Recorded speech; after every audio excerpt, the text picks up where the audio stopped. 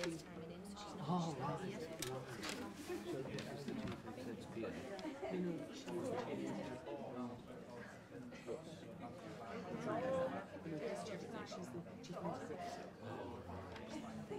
Okay, so I think we're ready to start. So, first of all, can I welcome you all to Friday's report out. Now, a couple of things to say by way of introduction, and I should say, first of all, hello, my name is Julian Hartley, Chief Executive, and first of all, I wanted to say that the lady you can see on the screen there, being beamed in live, that's Yvette Ode, our Chief Medical Officer, and I know Yvette wants to hear today's proceedings, so that's great, she's been able to Skype in. I also wanted to just give a little bit of an introduction, and I'm going to hand over to Penny in a moment, but just to say a little bit about the work stream we're going to hear about, the acute general surgery admissions value stream, because I think this is a very important example of how we live up to the part of the Leeds way that's about being patient-centred. Because back in September, Mr. Cronshaw, Tony Cronshaw here at the front, wrote to me and gave an account of his experience in SAU, and as a result of that and the insights and the reflections that Tony gave us, Penny in particular made it her business to understand that more fully, and consequently here we are having involved and welcomed and hopefully learned from Tony's experience in order to bring together the team. And I think that we always get more value out of our RPIWs when we involve our patients and reflect the experience. And remembering that the Leeds Improvement Method is all about adding value to our patients' experience. That, I think, is what's been so important about this. So thank you to the team. We're going to hear from you in a moment, but I just wanted to welcome you, Tony, to report out, and thank you for giving up a whole week of your time and involving yourself in this with the team. Thank you. So, Penny, I think I'm going to hand over to you to give a little bit of an introduction. Yeah. Hello, my name is Penny McSorley and I'm Head of Nursing for Abdominal Medicine and Surgery, CSU. This is the first RPIW that we are doing in our new value stream of acute general surgery admissions. If any of you have been to report out before, you'll know we've had a value stream running in urology for the last 2 years, and had done lots of RPIWs in urology and had learnt a lot and achieved a lot, and we did 5 RPIWs there altogether. It then came to us as a tri-team and as a VSST to decide where do we go next. And I think it's been fair to say we've seen quite a lot of challenges in acute general surgery, and certainly I've been here for 3.5 years and we've experienced a lot of challenges in that time, particularly in our surgical assessment unit. Our number of attendances for patients in there have increased by 30% in the last 12 months. Bed availability for patients, so not only the amount of patients coming into SAU, but difficulties getting people out of SAU into some of our wards as well. So moving the value stream into acute general surgery absolutely felt like the right thing to do. We then had to ask ourselves, where do we start? We feel that SAU is our front door. It's a bit like an A&E for us. In fact, if you look at the reports on an afternoon, there's sometimes more patients in SAU than there is in A&E. We've seen numbers increased. One thing that we were seeing, and I think it's fair to say when Tony wrote to Julian and the letter came to me, was that we were seeing a lot of congestion in SAU at that time. And when you get congestion in any area, be that an A&E, an assessment area, a clinic, the patient experience starts to suffer. And patients sometimes say that they don't know what's going on and they don't get things in a timely way, and it starts to feel a bit chaotic. And that's what Tony saw when he was with us. So we felt that SAU was absolutely the place to start, our front door. And we gathered together this really great team of people that work in SAU every day. We've had doctors involved, we've had nurses involved, we've had Darren, the ward clerk, involved, and we've had Tony involved, which is great. These are the people that are providing the care in SAU. They know it better than any of us know it, and they can see where improvements need to be made. So they've done a great piece of work, and they're going to report out on that. I've given them a bit of a challenge as the week's gone on about what's achievable and what we can do, and to be ambitious. We're going to move on in our value stream probably over the next 18 months. So we're going to look at lots of different ways of working for acute general surgery, and we've got lots of ideas and lots of things we want to do. Some of that with our nursing colleagues, some of that with our medical colleagues, some of that with our patients. So I'm really delighted what they've done, and I have to say a massive thank you to Tony as well, who has given up a week of his time to come and sit with the team every day and be involved in the work. So I'll hand over to the team.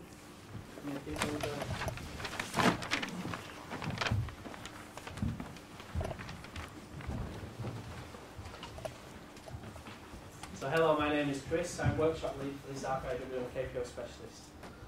This is our project form, which outlines the scope of the week for us and sets up what we're going to look at and what we're not going to look at during the week. So we decided that the focus of this week was going to be around patient communication. As Penny said, we know SAU is often the first point of contact for our patients, the front door into our organisation. And for many patients, they will tell us that their clinical outcome when they come into SAU is often a great experience. They get the right results when they've been into SAU, get diagnosed. But their experience on that unit when they're there, there's often some room for improvement in that. So we're going to report out to 15 minutes. I'm going to let the team tell you what great work they've been doing during this week. Hello, my name is Jimmy Parvin. I'm the team lead for this Rapid Process Improvement Workshop. On the screen is our target progress report, which describes the objectives we set ahead of our work based on our observations and discussions in planning. The lead time is the time from when the patient arrives on SAU to when the triage is complete. The baseline is 22 minutes 15 seconds.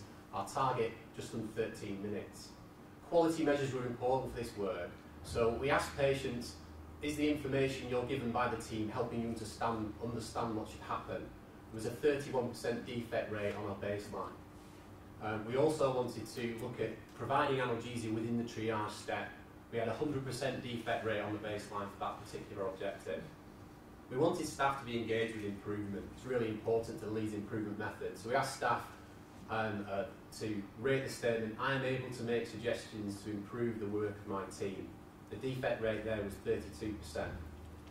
Bloods are important, getting samples sent for analysis, and we realised that they didn't necessarily get off the ward particularly fast. So of our sample of 11, only 2 managed to get off the ward within 5 minutes, so there's an 82% defect rate there. We always look at a 5S project with this work, linking to environment, health and safety. Our focus was the treatment room on SAU. For those interested in tack time, it's 26 minutes 11 seconds. It's the pace of the work to meet demand.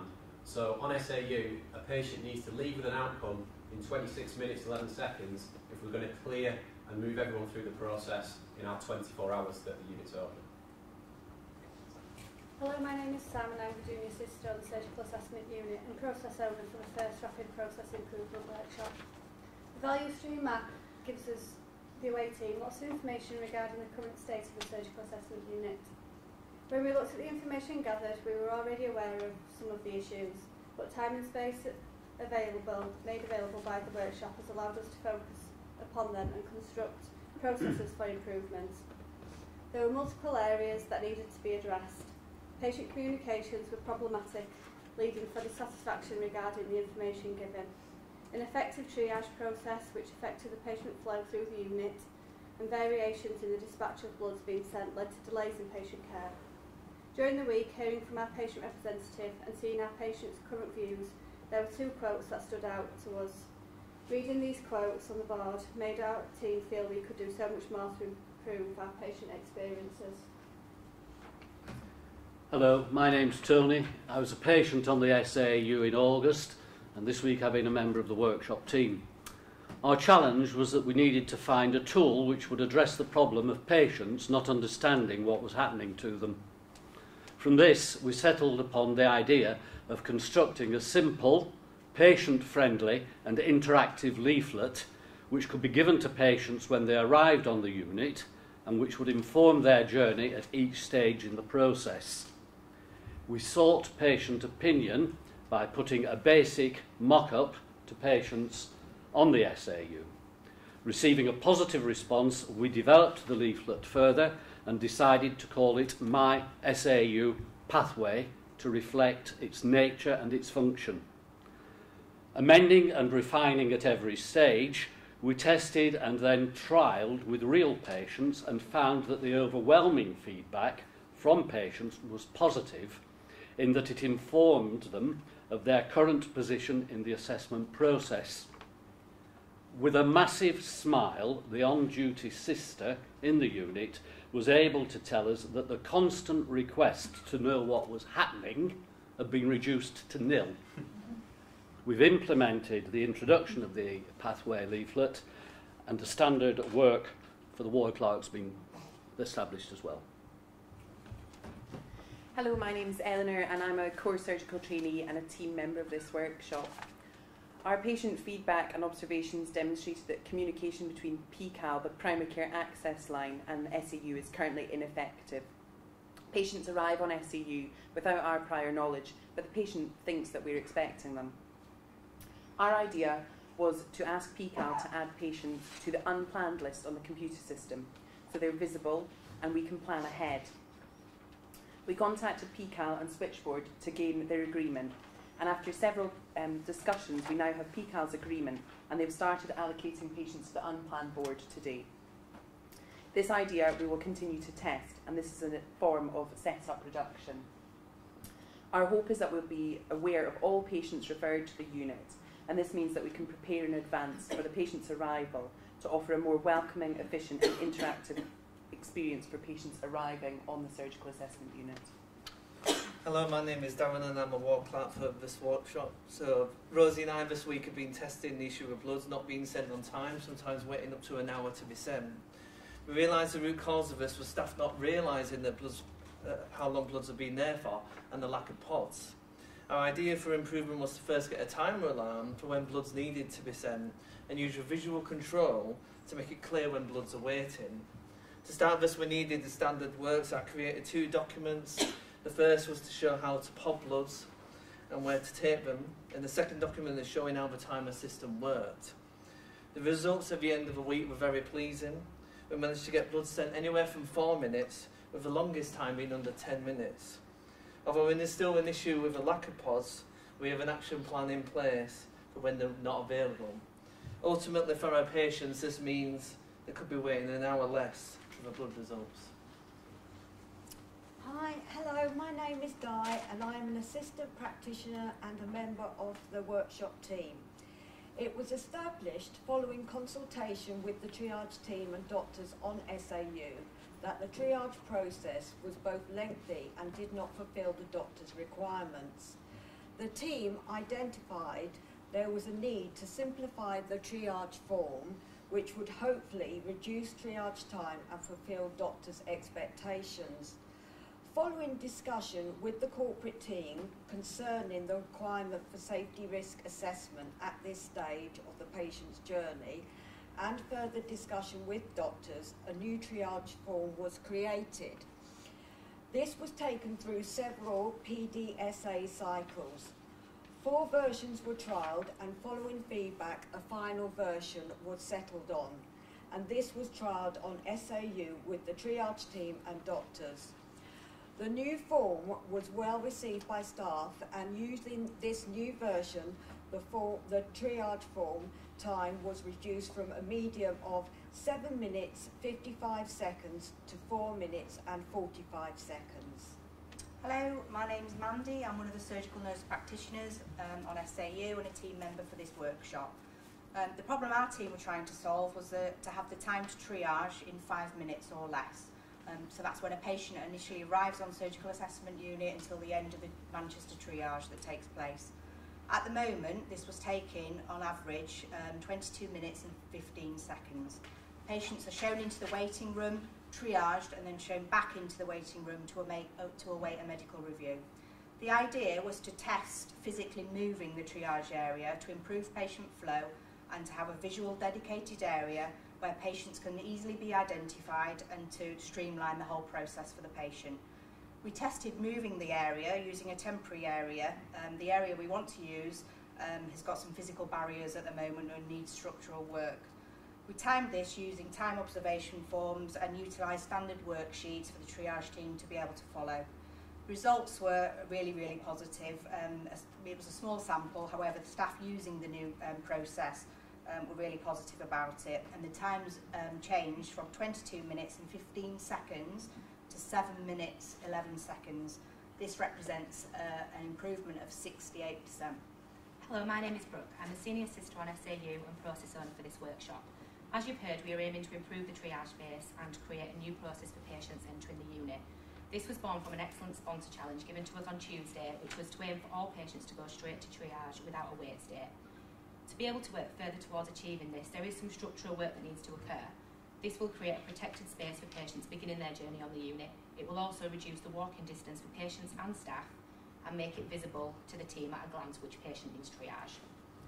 One thing that was important to us and one of the targets for patients was needing analgesia at triage, not receiving it. However, the challenges we've had to achieve in this are that there are currently insufficient staff on SAU trained to give patient analgesia without medical prescription. The aim is to train all registered nurses on SAU to administer using patient group directives within the next 30 days. The advanced practitioners currently complete most of the triage on SAU. Unfortunately, the current rules do not allow them to administer a PGD. Given this, we need to consider how we may be more flexible with our workforce and how we run day-to-day on SAU.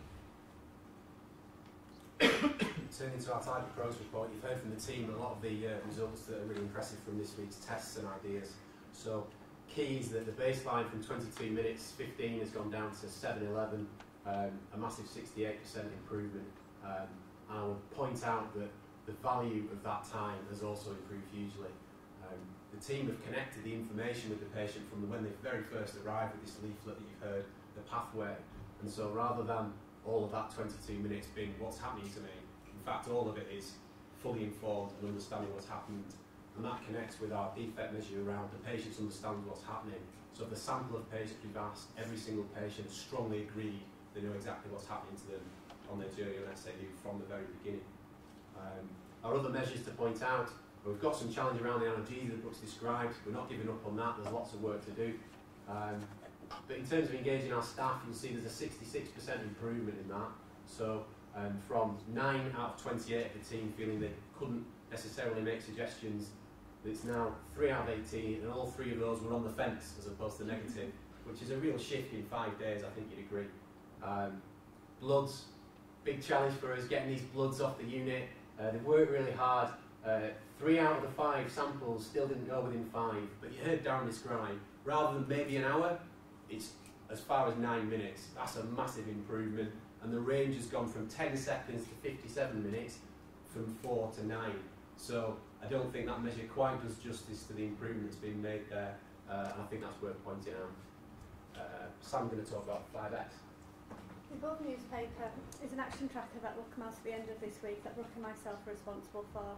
We shall revisit these with the home team weekly and report back in 30, 60 and 90 days, ensuring we can continue our improvement and work towards achieving our current goals. There are several ideas that are still ongoing. This includes the 5S of the treatment room.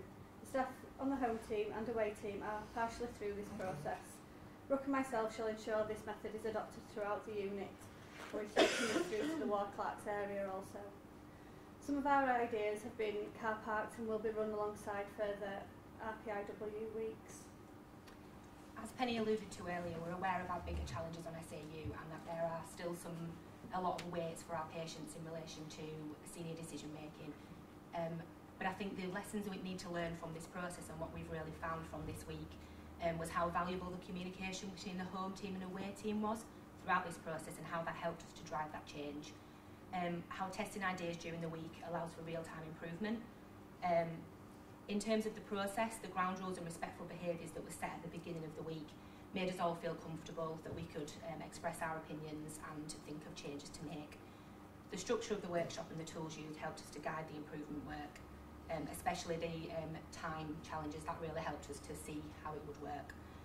The process showed us how important it is to listen to the patient's opinion as you're going along with making improvement, because they're the ones that are our focus, and that this will all affect in the long run. So that just leaves me to say thank yous. So firstly, thank you to Hamza and Rosie, who couldn't be with us here today. But they've been influential and absolutely vital part of the team during the week for us. The home team on SAU, who have had a really busy week and have had us coming and going all week, supporting us with ideas, helping us test the ideas, and giving us some really good feedback to take back and help with the PDSA process. Penny, particularly for the sponsor challenge midweek, that really helped us move our focus and shift our thinking a little bit, and really push us to try something that we weren't really expecting to do.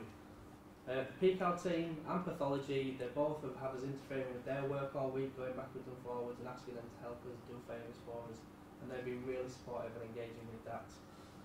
Our patients at SAU, who again have been really great with feedback for us, testing the information leaflet and just engaging with them, and that and giving us some real critical feedback. This team have just been fantastic, jumped into the process, feet first, really got on board with just, let's try some ideas, let's test them, let's see what we can learn from that. Asking for feedback and really responding to that feedback, and that's been crucial to this process. And finally, absolutely, as everyone has said, thank you to Tony for giving up his time this week to come work with us, see how we work, respectfully challenge the way we do things and make sure we have that patient focus in our work. That's been absolutely crucial for us. So I just wanted to give Tony a certificate, just because he's a teacher and he's been very familiar with this process. There you go, Tony, thank you very much.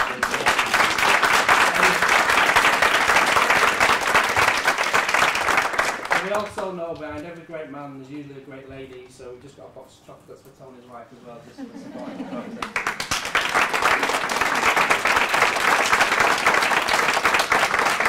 Thank you very much. That concludes our report out. Fantastic, fantastic. Well, that was great. And just can I just say, we're going to have an opportunity for questions, but we always take those at the end. But I did want to take the opportunity to thank you all for a great report out and the work that's gone on this week.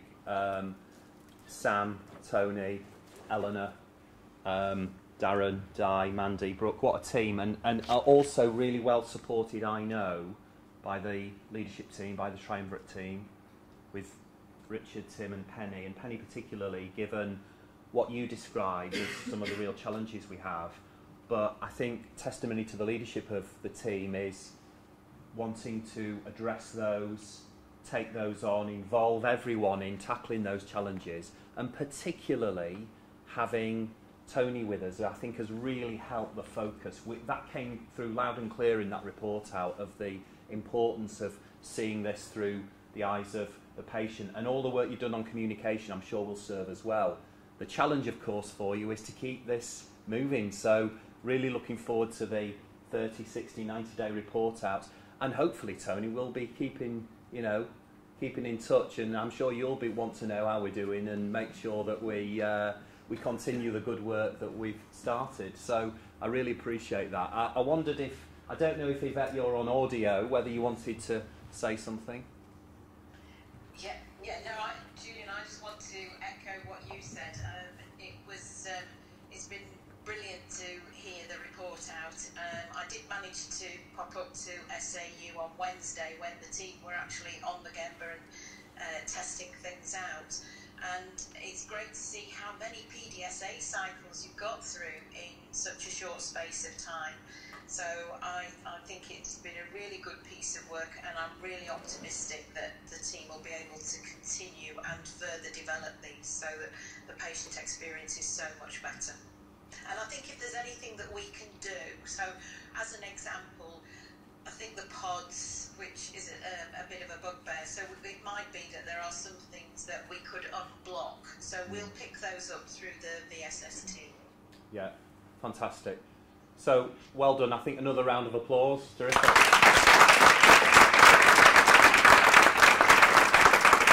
Great. So you can relax for a bit, and now we'll go into our next report out presentation, and we've got Lauren. Where's Lauren? Excellent. So, you're going to talk to us about the great work that you've been doing, and particularly in terms of our patients' VTE. So, over to you, Adele, Lauren. Thank you. My name's Lauren Harkin. I'm one of the acute medicine registrars. And I'm Adele Bow, and I'm the advanced clinical practitioner in acute medicine and VT nurse specialist. And we're going to talk today about a quality improvement project that we've been doing to which assess the use of DOAC medications and follow-up in VT patients in the trust. And we'll explain what all of that is. So just a brief overview of what we're going to talk about. We'll give you a bit of an introduction to what venous thromboembolism is. You can't really work in a hospital and not hear those terms thrown around because they're such a priority, but we'll go through that and the treatment options. We'll give you a bit of background and rationale about how we ended up doing the project and the reasons why. We'll give you a bit of information about the local VTE pathway and how acute medicine's involved with VTE management. The current guidelines for initiating direct oral anticoagulant medications, which are used for the treatment for VTE, and a bit about the project and the outcomes and the interventions. So just a little bit of an introduction phase. So venous thromboembolism, otherwise known as VTE, are clots that occur in the lung, pulmonary embolisms, and in the deep veins in the legs, they're deep vein thrombosis. So there are 1 to 2 per 1,000 each year. And there are more deaths from VT than traffic accidents, HIV and breast cancer combined. So you can involve mortality rates as high as 4% in DVT and 40% in PE. So we differentiate those by hospital-associated VT and non-hospital associated VT, and also we further differentiate those by provoked and unprovoked, and that means things that we know of certain things cause VT. And with some people, we don't know why they have VT, and those people need further investigations. So the treatment of any VTE, so pulmonary embolism or DVT, is with anticoagulation. There are multiple different types of medications that we can use to treat this. So low molecular weight heparin, apologies for the spelling mistake, a vitamin K antagonist, so warfarin, and the direct oral anticoagulants. So they're the most commonly used types of medications. Obviously, as Adele said, VTE is a very serious medical condition to be diagnosed with, but the treatment with anticoagulants, these are high risk medications as well, so obviously they aim to thin the blood basically, and so there's a higher risk of bleeding with these medications. So they're high risk medications, and they're often involved in adverse drug events, and these usually include failure to initiate the appropriate drugs when they're indicated, poor documentation of why they're being started, and having a comprehensive treatment plan when they're started. And often patients can be started or continue on incorrect doses, whether it's because of their weight or their renal function, many different reasons, but sometimes they can be on the incorrect dose. So just a bit about the direct oral anticoagulants. You might have heard of some of them. So the 4 that we use in the trust, rivaroxaban, apixaban, edoxaban and dabigatran. They're now becoming very popular in the treatment of VTE. Used to be more warfarin, but now these newer medications are being used a lot more commonly. There are quite a few benefits to using them. There's no regular monitoring. A lot of patients who are on warfarin have to have very regular blood tests to make sure that their levels are in the correct range, but patients on these newer medications don't. There's less interactions with foods and other drugs, so kind of less rules to try and remember for the patient. The dosing's a bit more straightforward. Obviously, depending on the medication you're started on, there'll be a different dosing regime, but generally the dosing is a lot more straightforward than warfarin. They obviously don't have to inject themselves, whereas with low molecular weight heparin, that's the problem with that. And there are new antidotes. That was always the kind of issue, or one of the factors in the past that put people off, that there's no reversing agent for these medications, but they're currently under development as well. And actually a lot of the research demonstrates that in patients who have significant bleeds, the mortality isn't really much different between patients on warfarin or these direct oral anticoagulants. So they're being used very commonly now for the treatment of VTE. So this is just an example of acute medicine's involvement in VTE and patient flow within that service. So patients come to us from haematology, from CDU, A&E. We assess them and decide whether or not they're ambulatory or non-ambulatory. They're started on their anticoagulation, and if they're non-ambulatory, they will be admitted either under respiratory or acute medicine. And if they're ambulatory, they'll come via JAMA, which is our assessment area. They then will get discussed our VTE ward round, and then they will come to a follow-up clinic. With both the admissions and the ambulatory patients, if they have complicated VTEs, they'll be discussed at our VTE MDT. And this is when next slide. Oh, yeah. Sorry. And it's just to point out that anticoagulation should be started at the beginning of the patient journey with all these patients. Yeah, so really important to get it right because it's right at the beginning of their journey. So how and why did we get involved in this project, or why did we start? As I said, they're very high risk medications. We need to be prescribing them properly, and patients need to know what they need to be taking, and the GPs need to know in the community what their patients are on. And we found that we had quite a few phone calls from GPs asking for clarification about what dose the patient should be on, how long they should be on the medication for. We had patients turning up to our ambulatory care unit or to the ward or various locations who had maybe were on the incorrect dose, had missed their dose change. So on some of the medications, Rivaroxaban and Apixaban are the two most common ones we use. The patients started on one dose, and at 1 week or 3 weeks after the initiation, they need to change the dose. So we bring them back to the ambulatory care unit at that point to change the dose. But there were some people who'd actually missed that dose change and just carried on the higher dose. There were some patients who were lost to follow-up, so they were sent on their way on these medications and then were never followed up. And these are medications where patients of childbearing age shouldn't conceive, and we had a couple of patients who conceived on them, which obviously is not ideal either. Luckily, no one came to any particular harm, but they were just anecdotal stories where we thought, do you know what, there's something going wrong here, and it's not particularly safe because they're very high-risk medications. So we thought we needed to improve the patient safety in our own local department, and we thought, I wonder, other people using these medications, are they getting it right? Are they doing something we're not doing, and are their patients all fully informed and their GPs? So we thought we needed to look into that. There are comprehensive guidelines available for the initiation of these medications, when to start them, how to start them, what to tell your patients, but we weren't sure if people knew they were there or if they were being used. And a lot of the drugs have drug company leaflets that you can give to the patients as patient information leaflets, but they're not always around. You spend ages looking for them, and then you get a stack and then they're used up. And so we thought we needed something more concrete and standardised to try and improve the patient safety and communication. So just very briefly, what the current guidelines are when you're starting a patient on one of these medications. All the patients should have baseline clotting, full blood count, U's and E's and LFTs.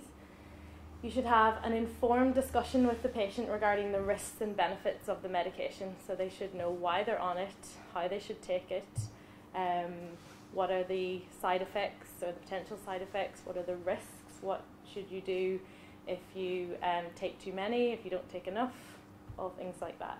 They should have their weight and height measured and their creatinine clearance calculated to make sure they're on the appropriate dose for their renal function.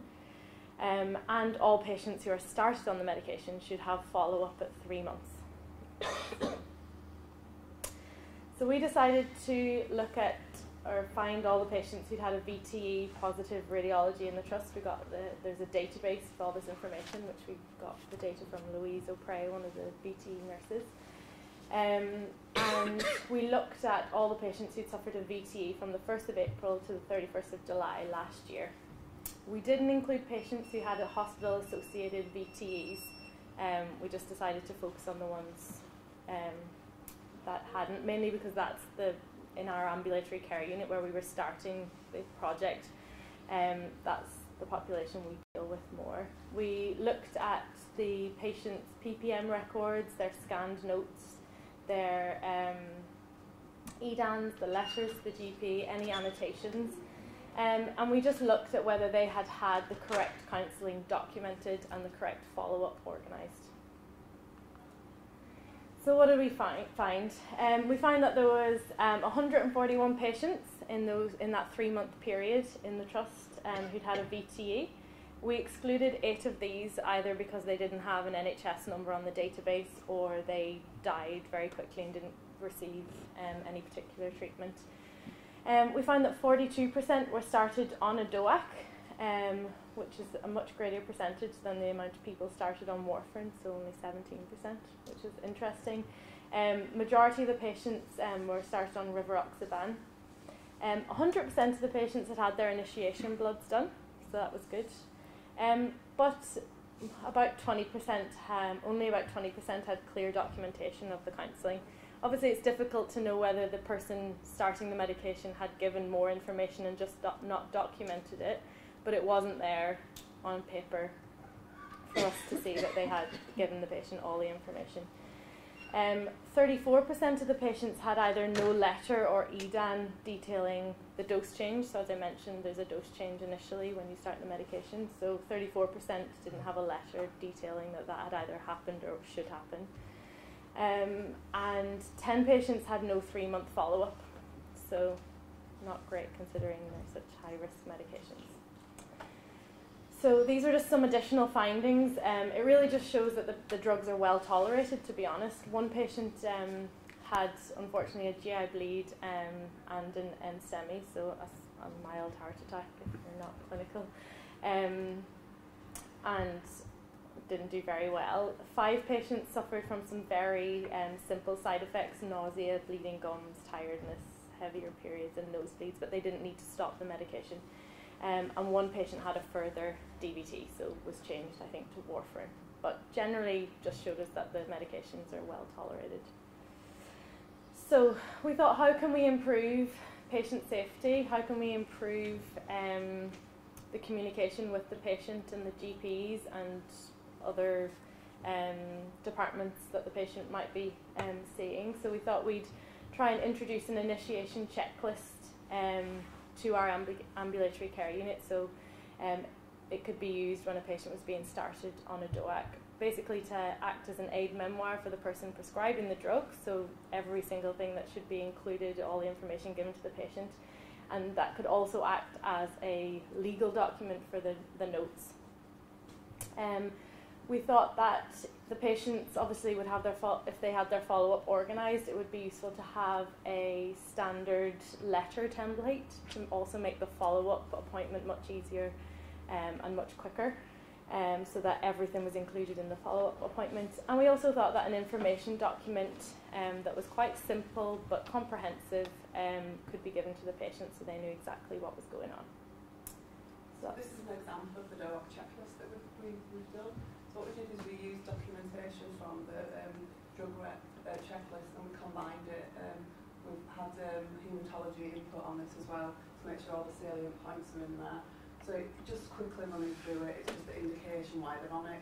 They've got suitable renal and hepatic function, how it works, what to do if they start bleeding, what drugs not to take, and there's advice on there about not getting pregnant and not having alcohol while you're on an anticoagulant, any possible side effects and contact details.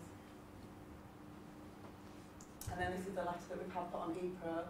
Going back, the DOAC checklist is now on PPM, so that launched this week.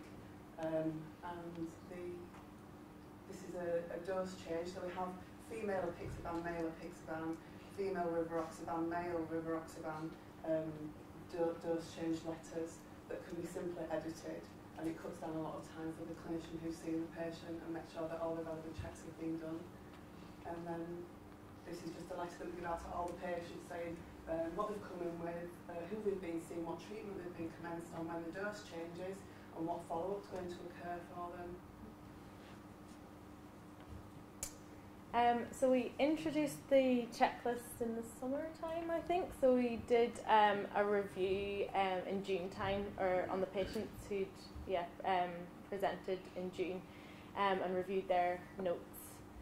So that was just the ambulatory care, ambulatory patients who'd come through JAMA. Again, there were about 53 new VTE patients in the trust in that month, which is pretty consistent with the previous year. There was almost 150 in 3 months, so pretty consistent. Interestingly, 54%, or nearly 55% of patients were started on a DOAC, so kind of 10% or more than the previous year, so it's being used more and more commonly. 15 of the patients went through ambulatory care. Only 5 people had the performer in their notes, but it was very early days, and one set of notes weren't available, and all the patients had their follow-up organised appropriately, which was really good. We're in the process at the moment re-reviewing kind of subsequent months to see if it's being used a lot more. So what next, really? Well, obviously we're here today telling you about the project. We've shared the information with the VTE steering group, the haematology team, the respiratory team, and our own department. We'll review our current use of the checklist and the letters within ambulatory care. We've been getting some feedback from colleagues in our department about using the checklist, and also from the patients as well, about the letters that they're getting and whether that's helping with their patient journey and their satisfaction with the service. And I think it's been quite positive so far. We have launched the checklist onto PPM now, so it's there. The prescriber can just have it on the screen, look through it, make sure they know everything they need to discuss with the patient, and then clicked yes for everything they've discussed, or no, or if it's not appropriate. So it's there, it's online, it can be printed out and put in the notes as well for completeness, I suppose, while we're still on paper notes. And I know there's a big review of the VTE pathway within the trust, so we'll hopefully be involved with that if it needs to be, so we can hopefully disseminate the checklist to anyone who's starting a DOAC. So this is just kind of representation of our journey so far, really. As Adele said at the beginning, VTE is really common and really serious medical problem. It's treated with high-risk medications that, if aren't used appropriately, the consequences can be significant. We recognised that people weren't being counselled appropriately, and there wasn't really a standardised process for counselling. Doctors and nurses and pharmacists of all different levels were being involved in counselling, especially in our own department, and there wasn't really a standard thing that they should do, so it varied a lot. So we introduced the performer and the checklist performer and the letters to try and improve this.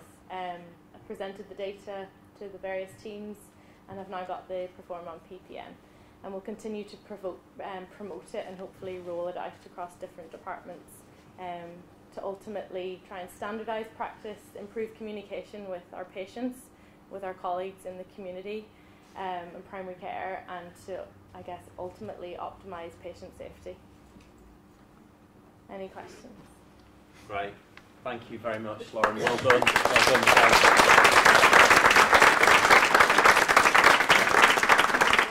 Thank you for taking us through that. We're going to have some questions right at the end. So, great work, really important to contribute to patient safety, really thorough piece of work as well, and the approach you're taking around getting standard work and a standard approach to this, I think, be commended. So, looking forward to seeing how the next review goes. Great, well done, thank you. Next up, I wanted to do a presentation. This is always a pleasure to recognise another of our Lean for Leaders graduates. So, Julia, come out, Julia Roper. Thank you very Congratulations. much. Thank you. Quick photo. This really is a team thing. It's about the quality governance team and the way they embrace this methodology, which is just brilliant. Awesome. No, fantastic. Thank you. Now, slightly over schedule, but I wanted to thank all of you who've reported out. Just a couple of minutes for any questions or responses or comments to what you've heard today. As a reminder, the acute general surgery, admissions value stream and all the work that's gone into that this week. Lauren and Adele taking us through the DOAC initiation and the follow-up in VTE patients. And anything you want to ask Julia as well, I guess. That lead leaders. So, any questions or comments? No? No? No? Is there anything you want to say or ask? Well, again, just congratulations to Laura and Adele, and I think it's a really important piece of patient safety work as well as patient experience. Yeah, thank you. Well, I'll close proceedings there, and just to say, as ever, a huge thank you to the KPO team, and I know Jimmy, Chris, are working hard this week. You do every week, but particularly RPIW weeks put a lot of pressure on the team and a lot of work that goes on. We've got our sensei here with us from Virginia Mason, all the way from Seattle. Chica, welcome. It's great to have you as part of Report Out. Thank you for coming along and seeing how we're doing here. We're embracing the Leeds improvement method. It's going from strength to strength, and you can see, I think we're really starting to gather some momentum and using this. What I'm so pleased and proud of the team in the way we're using patient experience and feedback to really shape the work that we do and inform our improvement work. So thank you very much, and just a little bit of good news to finish on. When you open your emails, you will see we're getting a new pathology department at St James, £27 million worth of investment to consolidate pathology across the whole trust here at St James, which is going to make a huge difference to us in terms of our ability to use technology, the very latest, and also for the whole of West Yorkshire. So, good news. Thanks very much.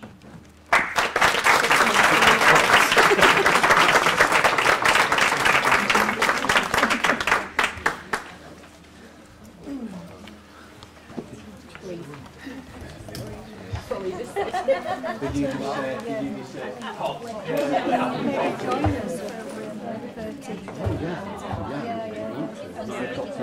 No, nice to meet you. Thank you. Thank you.